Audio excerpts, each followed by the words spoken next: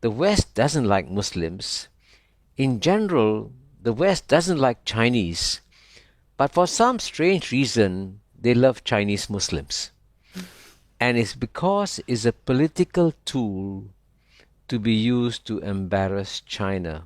Never before in human history have we had two powers of the size, the scale, and reach of United States and China confronting each other in the way that they are today. China has become a tiger. And so we have to learn to live with a much stronger power. 大家好，我是小满。今天我们要看的是彭博社对新加坡资深外交官、前驻联合国大使马凯硕的一段深度访谈。在这段对话中，他极其尖锐地点出了当今中美博弈的本质，这是人类历史上前所未有的大国较量。两国在规模和影响力上正在发生着剧烈的碰撞。他明确抛出了一个极具争议的观点：美国试图阻止中国崛起的政策，不仅是不明智的，更是注定徒劳的。因为中国的发展与人民改善生活的诉求早已势不可挡。作为夹缝中的第三方观察者，他为何会犀利地指出，如今的美国在行为上越来越像冷战时期的苏联？在这场零和博弈的迷局中，究竟谁在逆势而为？让我们直接进入今天的视频。Talking first about why the US and China matters so much right now. It is by far the most important contest of our time. And I think what most people don't realize is that never before in human history have we had two powers of the size, the scale, and reach of United States and China confronting each other in the way that they are today. Because the United States is a remarkably powerful country, much more powerful than any other great power has been in human history. And of course, when the Soviet Union collapsed, the United States was left alone as the sole superpower in the world, and few expected China to come up so quickly. But now China has clearly achieved near parity with the United States in the scope and scale of its power too. And therefore you notice when President Trump launched his tariff wars on all the countries in the world, only one country stood up to the United States, and that was China. In this contest, then, do you see it as bigger than the economics of it, the desire on the part of the United States to maintain its position as the world's biggest economy? Are you talking about power as something broader than that, a quest to become the world's only superpower? You know, geopolitics has been around for about 2,000 years or so. And so there are certain habits of behavior that all great powers share in common. And the number one power of the time always wants to preserve its number one position and not give it up gracefully and say, okay, my turn is up, why don't you take over? It's not like in the world of business where IBM will give way to another company, for example. But in geopolitics, it's a zero-sum game, sadly. And so even though Washington, D.C. today is a very badly divided capital politically, but when it comes to China, there's a near universal consensus that it is in the interest of the United States to stop the rise of China. And that's why the actions against China remain consistent. Whether or not you have President Trump or President Joe Biden, it makes no difference. It's not about personalities, it's about the logic of geopolitics. And would you say that that is a foolish desire to stop the rise of China, because this is the way the world is going, that China is on a path to become the dominant economic power and the demography is on its side? Well, no, I would say it's not wise policy of the United States to stop the rise of China, because China can no longer be stopped. And the only way to stop China is to ask the Chinese government to stop improving the livelihood of its own people, right? If you want China, that's the only way that China will stop growing. But China still has a long way to go. Its per capita income is way behind that of the United States. There's a long way to go. So clearly the Chinese people want to improve their lives, and the Chinese economy will keep growing. Of course, there'll be ups and downs like in any other economy. But equally importantly, and this is the key point, we live now today in a small, interdependent, fragile planet Earth. And our overall priority as humanity should be to try and preserve planet Earth before we lose it to climate change and other forces. So there is therefore a larger imperative need for the US and China to collaborate to deal with many common challenges in the world rather than to engage in a zero-sum game with each other. And by the way, you know, I've used a different analogy in a former book of mine, The Great Convergence, saying that the world has shrunk. The 193 countries are no longer 193 separate boats. The 193 countries, 193 separate cabins on the same boat. You know, and if your cabin on the same boat, there's no point protecting your cabin if the boat is sinking. So therefore, there's a common interest for US and China to come together and take care of the planet Earth, because that's far more important than whatever you gain to make in this geopolitical game of one-upmanship. Take me back to 1993 and a moment between the two countries that you saw for yourself as a Singaporean diplomat at the APEC summit of that year. What did you see and why did it matter? Well, this was the first meeting ever between the new president of the United States then, Bill Clinton, and the leader of China, Chiang Zemin. And you may recall that in the 1992 election, Bill Clinton famously stood out from George H.W. Bush by saying, "Unlike President Bush, I will not coddle the butchers of Beijing." So there was a lot of tension in the air, wondering whether or not Bill Clinton would launch an attack on President Chiang Zemin. And indeed, President Chiang Zemin himself was a bit nervous because when he read out his own speech, he read it so fast that the Taiwanese delegate said to him, "Slow down, the interpreters cannot follow you." So there was a lot of nervousness in the air. And amidst all this nervousness, when we had a short break for coffee, the first person President Bill Clinton approached was President Chiang Zemin, and I saw with my own eyes Bill Clinton coddling Chiang Zemin in a way that he said that he would never do.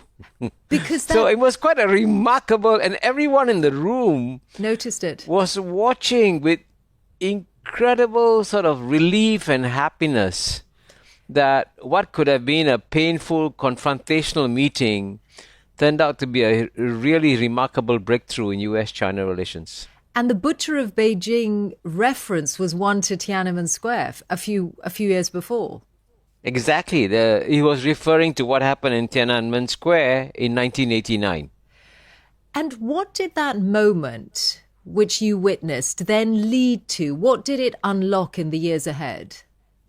Well, I think it enabled the renormalization of US-China relations, because, as you know, Tiananmen set the US-China relationship back quite badly. And as you know, before then, of course, during the Cold War, because the United States needed China as a counterweight against the Soviet Union, the United States would always bend over backwards to accommodate China. And I can tell you an even more horrifying story.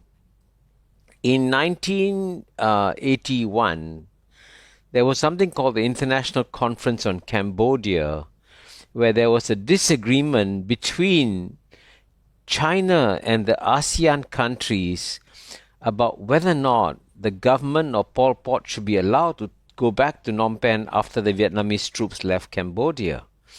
And China took the correct position under international law, which is that when a foreign invader leaves, Pol Pot comes back. But ASEAN countries said, no, this cannot happen because no country will accept the return of Pol Pot. And fortunately, the United States intervened. So we thought the United States would, of course, side the ASEAN countries who were calling for free elections. Instead, to our absolute horror, the United States said, don't stand up to China. We need China for our standing up to Soviet Union. So that was one of the most amazing things I saw in my life. But that showed you how far we had come between 1981, where China was being accommodated all the time, to the end of the Cold War, and then China was suddenly an irrelevant partner then.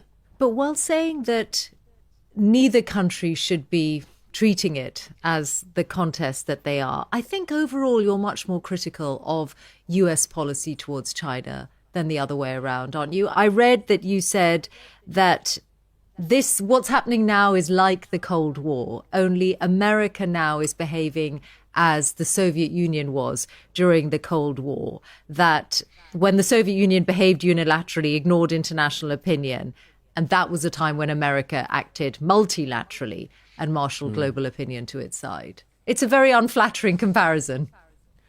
Well, that comparison has been made by other scholars too, that in the contest between United States and Soviet Union, American society was flourishing, but Soviet society wasn't flourishing.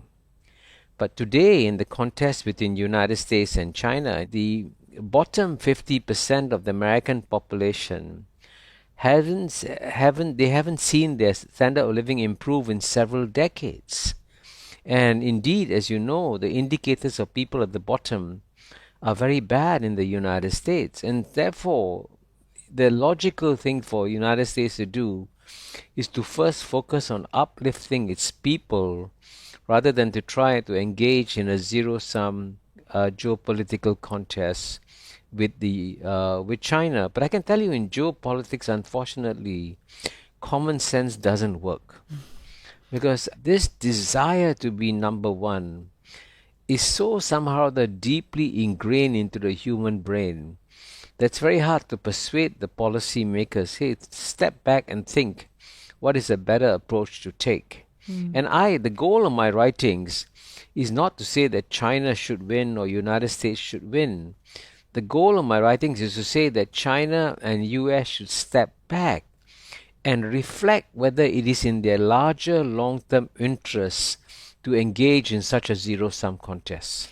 And the standard of living of the Chinese population has risen immeasurably in recent decades. There are, of course, though, rights that they do not enjoy compared to Americans. Freedom of expression, the right to choose their own leaders. Well, you're right. I mean, China has rescued 800 million people out of poverty. That's, 2.5 to 3 times the population of United States. And that's an amazing achievement. But you're right, the Chinese don't enjoy many of the rights that Americans enjoy. But Chinese society has got its own political DNA, which has been embedded in the Chinese society only for 3,000 years. And over 3,000 years, the big lesson that the Chinese people have learned is that when there's chaos in the center, in the capital, the people suffer. But when there is political stability and control in the center, the people prosper and flourish. And when people say that the Chinese people are not free, I ask a very simple question. If the Chinese people are not free, why is it over 130 million Chinese people leave China each year and then, amazingly, using their own 2 feet, return to China every year? Now, if China was this harsh, dark, communist gulag that is portrayed in the Anglo-Saxon media, the Chinese people are irrational. They shouldn't be returning to China. But the Chinese who are returning to China are the ones who have experienced life overseas. So China to put it simply, is a different civilization from Western civilization. So the kinds of society that the Chinese people want at the end of the day will be different from Western society. And that's something that we got to learn to live with in the new multi-civilizational world. I hear what you're saying. And I'm also at the same time thinking of the evidence that emerged a few years ago about those re-education camps in Western China, in Xinjiang province, where Chinese Muslims were detained, some as young as in their teens, right up to people in their 70s, because the state felt they needed re-educating about their beliefs. Well, there's no question that China's internal arrangements are not the same as those of Western society. But when the West raises concerns about the Muslims in China, the one comment that the rest of the world makes is that in general, the West doesn't like Muslims. In general, the West doesn't like Chinese. But for some strange reason, they love Chinese Muslims.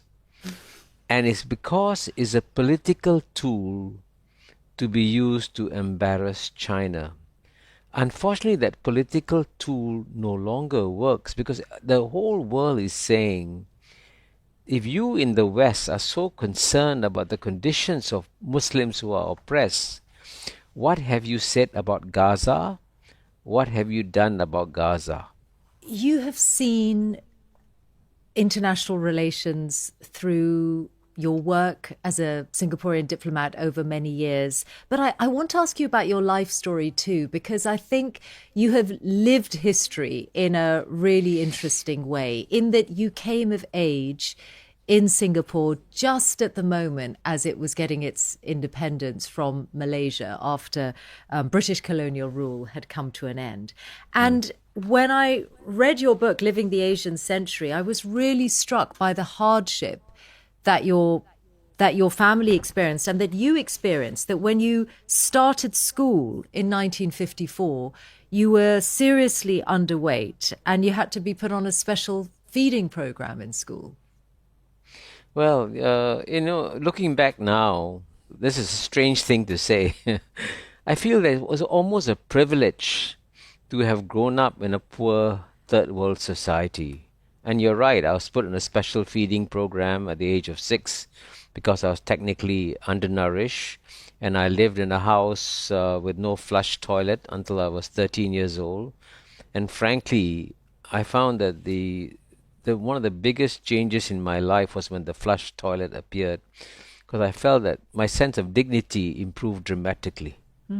And also, my family was very poor. My father went to jail. The debt collectors came to our house to try and auction off the furniture in our house. So I went through a very rough third world childhood. My mother was the one who took the brunt of all this pain and difficulties. And not once did she crack. And every time in my life I go through a difficult patch, and when I feel depressed, I just think of my mother and I say, my mother never cracked under much greater pressure. How can I ever crack? Yeah. So that resilience that my mother gave me was an amazing gift in my life. She had had a narrow escape from communal violence in what is now Pakistan at the independence of India in 1947. Your father had obviously had a very difficult early life, sent from what was then British India to Singapore and starting to work manual labor at the age of 13. Yes, both my parents, none of them ever went to university or not even to high school or even secondary school, by the way. And my father, unfortunately, was orphaned at a very young age, and at the age of 13 was sent to the British colony in Singapore and ended up quite naturally without adult supervision, engaged in several bad habits like smoking and drinking and gambling. And so my mother, who had an arranged marriage, had no idea that she was marrying an alcoholic gambler. And that, of course, was the root of our problems. And my mother too, as you said, had a close shave because she was in a train leaving Pakistan in the middle of the night in the desert when her last compartment got decoupled. And if a mob had come along, she would have been killed. Yeah. But she survived. So I guess our family has had lots of close shaves. Yeah. But as you say, in Singapore too, when you were growing up, it was a poor neighborhood. Few of your peers even finished school, let alone went to university. And that description in your book of living without a toilet, it's so striking compared to what Singapore is today, that each morning the night soil men went around the neighborhood. They opened a small door in the wall of every house, pulled out a metal can filled with 24 hours worth of feces and urine from the occupants of the house. The sights and smells of that experience never go away. But what's amazing is that Singapore's per capita income at independence was around $500, the same as Ghana in West Africa. But today, Singapore's per capita income is $94,000, among the highest in the world. And no country in the world has gone from $500 per capita to $94,000 per capita in 60 years, or less than one human lifetime. Now, that's one of the most remarkable stories of human history. And again, that's been one of my great privileges, to travel this remarkable journey upwards with my fellow Singaporeans. It didn't feel that way in 1965, did it? I think you were 17, still in school. Singapore left the federation it was in with Malaysia, and there's a sense of despondency everywhere about how it can possibly survive on its own. Well, I remember the day vividly, August 9, 1965, when Singapore was expelled from the Malaysian Federation. And no one in Singapore celebrated our independence because we thought Singapore was doomed. And there was a simple reason why Singapore was doomed, because Singapore was a city, and when a city is cut off from its hinterland, which Malaysia was the hinterland for Singapore, it can die. It's like taking a heart out of a body and expecting the heart to survive without the supply of blood and other, materials to the heart. So it was a very difficult time, and no one expected Singapore to succeed in the way that it did. But of course, their success was due to three remarkable geopolitical geniuses, Lee Kuan Yew, Goh Keng Swee, and Rajaratnam. And I had one of the greatest privileges in my life is that I got to work with all three of them, and they were probably the three best tutors I ever had in my life. Not just in diplomacy, broader than that? Much, much broader. I mean, they were big, deep thinkers, and all three of them could take a long-range view of history. So the reason why Singapore was economically successful, of course, Mr. Lee Kuan Yew played a very important role, but the economic architect of Singapore's miracle was Dr. Goh Keng Swee. And when I sat with him, he would tell me about how the Japanese succeeded, what happened in the Meiji Reformation, the lessons the Japanese learned from the rest of the world, and how Singapore must try to emulate Japan and therefore succeed. So, I mean, his understanding of history was amazing. You know, I interviewed Lee Kuan Yew once. I was really early in my career. I was in Singapore, and the BBC sent me to interview him, and he was perfectly civil, but I think he probably felt quite insulted that someone so junior had been sent to talk to him, the senior minister and founding father of Singapore. But Mr. Lee Kuan Yew was acutely aware that you were with BBC, and he knew that by talking to you that he would get his views and opinions to a very large section of the human population, and so he would have been happy to talk to you. Tell me then, in this picture that you've painted of rising China, a rise that can't be stopped, it is a country that, in its own way, has these moments where it destabilizes neighbors.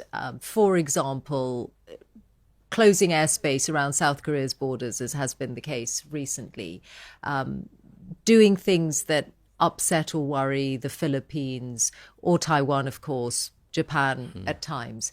How do these states in the region, including Singapore, fare in that Asian order?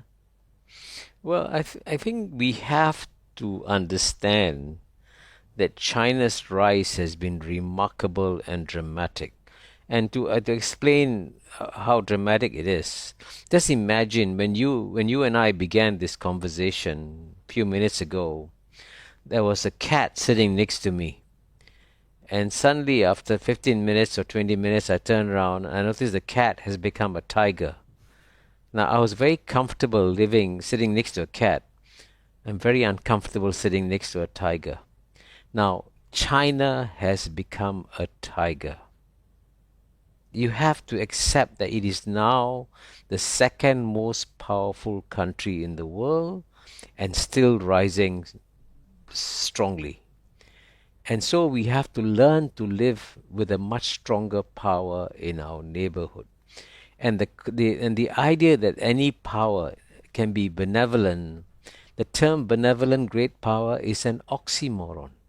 All great powers will protect their interests. So the neighbors of China, therefore, have to adjust to Chinese power, but this doesn't mean you kowtow to Chinese power, but you learn to manage it. And, I can tell you that the neighbors of China also have long histories. And to give you an example, the last country with whom China had a major war was Vietnam.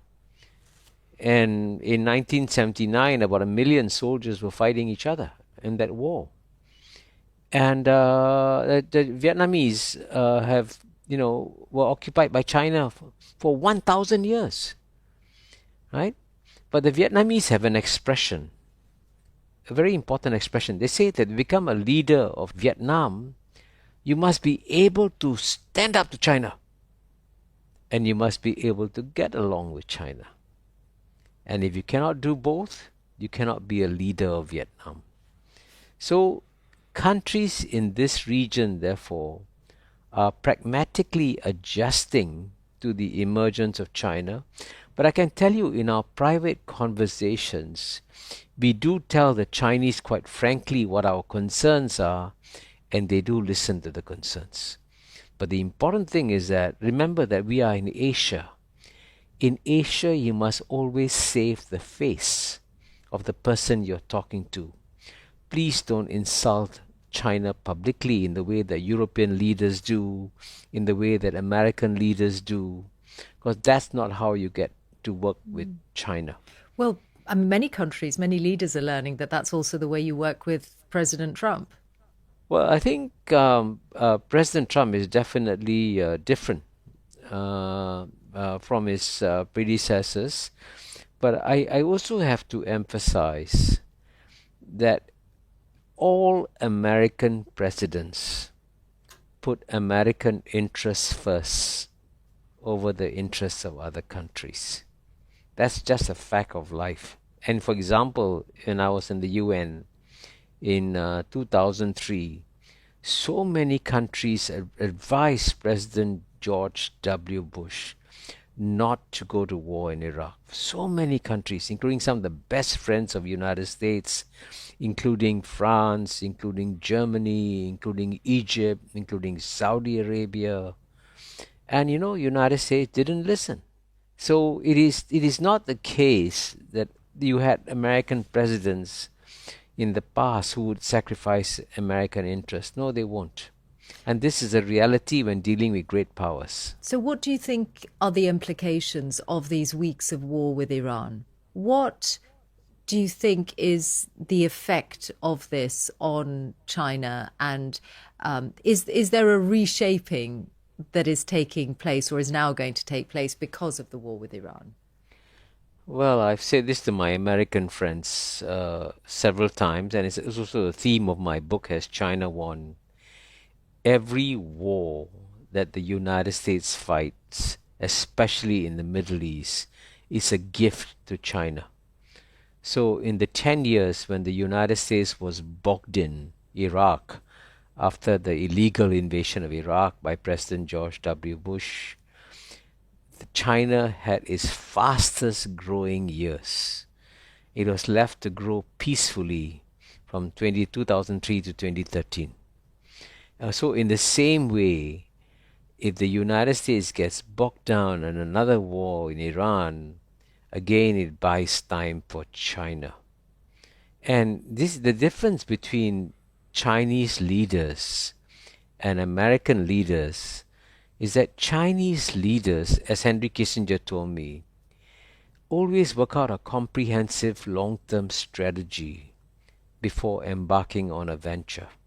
And the Chinese do have a comprehensive long-term strategy for managing the challenge that the United States is posing to China. By contrast, the leaders of the United States, and I don't mean Republicans only, by the way, it's both Democrats and Republicans, have not worked out an equally comprehensive long-term strategy for managing the return of China as a great power.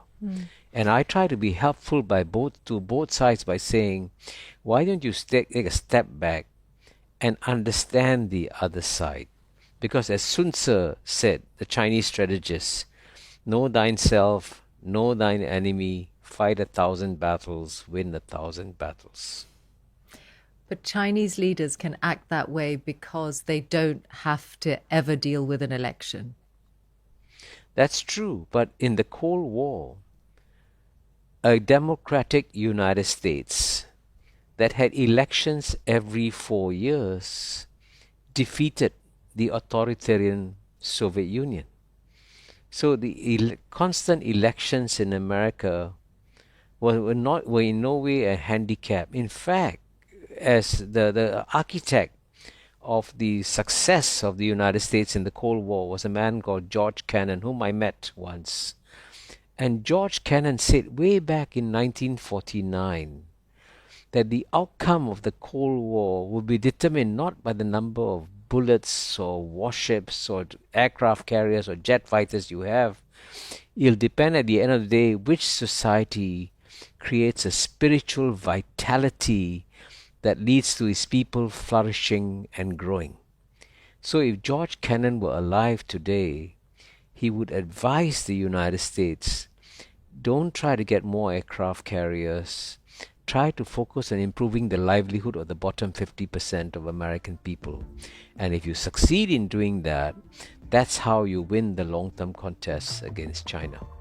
看完这段访谈，最让我震撼的不仅是宏大的地缘政治分析，更是马凯硕个人命运与国家发展的深刻共振。作为一个曾经在6岁时因营养不良需要特殊喂养，直到13岁才用上抽水马桶的底层经历者，他亲历了母亲在动荡中展现出的不屈韧性。与此同时，他更是新加坡奇迹的见证者。眼看着这个国家从人均收入仅500美元的绝望起点，跃升至如今9.4万美元的全球顶尖水平。正是这种从第三世界泥潭中挣扎向上的切肤之痛，以及他在李光耀等政治家身边耳濡目染出的长远历史观，造就了他如今极其务实、清醒且一针见血的政治底色。他对当下局势的整体评价堪称辛辣却发人深省。他毫不留情地揭示了一个残酷的现实：美国当下的战略盲点在于其底层52丝民众的生活水平数十年停滞不前，而政策制定者却沉迷于通过遏制中国来维持零和博弈的霸权幻梦。跳出单一的胜负论，马凯硕实际上为我们升华了一个更宏大的主题。在这个脆弱且高度相互依存的地球村里，我们同乘一艘船，船若沉没，保卫自己的船舱毫无意义。真正的破局之道在于放下意识形态的傲慢与偏见，学会在一个多文明共存的世界中理解彼此的生存逻辑与政治 DNA。大国的真正底气不应是对抗的筹码，而是造福自身人民、携手应对人类共同危机的胸怀与智慧。